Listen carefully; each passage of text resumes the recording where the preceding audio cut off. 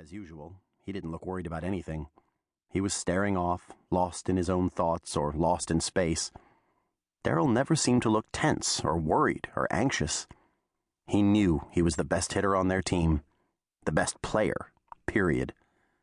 And yet, baseball seemed to bore him sometimes. Paul threw his last warm-up pitch.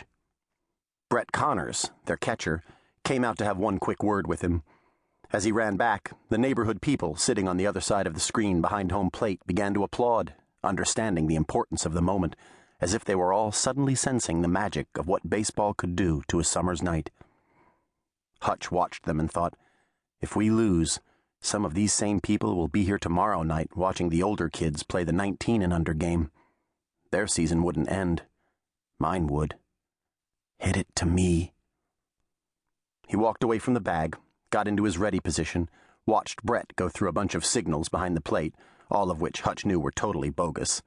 Paul had one pitch. A dinky fastball with a late break to it that guys usually couldn't lay off of, even on balls that were about to end up in the dirt.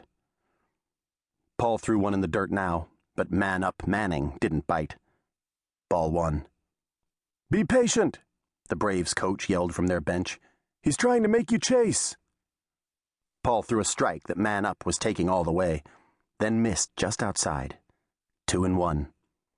"Still a hitter's count," the Braves coach said. Is it ever? Hutch thought. He could feel his heart in his chest, feeling the thump, thump, thump of it, the way you could feel the thump of rap music from the car next to you at a stoplight sometimes. Knowing that this was when he loved playing baseball so much, he thought his heart might actually explode. He loved it all the time, Hutch knew. Loved it more than anybody he knew, on this team, or any team he'd ever played on. Loved the history of it, loved the stats and the numbers and the way they connected the old days to right now. Most of all, Hutch loved it when you were playing to keep playing, when you were at the plate the way Man-up was, or standing in the middle of a diamond like this and hoping, begging for the ground ball that would get you and your teammates the heck out of here with a win.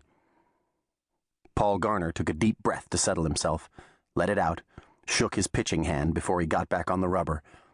Because of the way Paul snapped his wrist, his ball broke more like a screwball, which meant away from lefties. He threw his very best pitch now, on the outside corner at the knees, right where Brett Connors had set his glove. And as mighty a swing as Man-up tried to put on the ball, swinging for the fences all the way, going for the grand slam hero swing, the best he could do was get the end of his bat on it. It would have been a weak grounder for anybody else. But Man-up truly was a beast. Even when he got beat on a pitch this way, he hit it hard the other way, toward the shortstop hole between second and third. Instinctively, as soon as he saw the ball come off the end of the bat, Hutch was moving to his right, knowing that the only chance they were going to have, if the ball didn't end up in left field, was a force at second. The shortstop and Hutch processed all that in an instant. Only he wasn't the shortstop. Darryl was. Chapter 2. Hutch was playing second, moving to his right to cover the base, watching from there as Darryl was in the hole in a blink, moving faster than anybody else on the field when he had to, backhanding the ball, already starting to turn his body as he did, gloving the ball cleanly and transferring it to his right hand, snapping off a throw from his hip without even looking to see where it was going. Do or die. Make the play and the Cardinals win. Throw it away and the other guys do. The throw was on the money, as Hutch knew it would be. The break they got, one they sure needed, was that it was the Braves' catcher running from first, slowest guy on their team. So he did matter after all. Maybe if the Braves' coach had known how much it was going to matter, he would have sent in a pinch runner. But he hadn't. He was only worried about the tying and winning runs the way everybody else was under the lights at Santa Lucia's. Hutch stretched like a first baseman now, stretched as far as he could while still keeping his foot on the bag, his left arm out as far as it could go. Willing Darryl's throw to get there in time. The shortstop in him still wanting the ball as much as he ever had.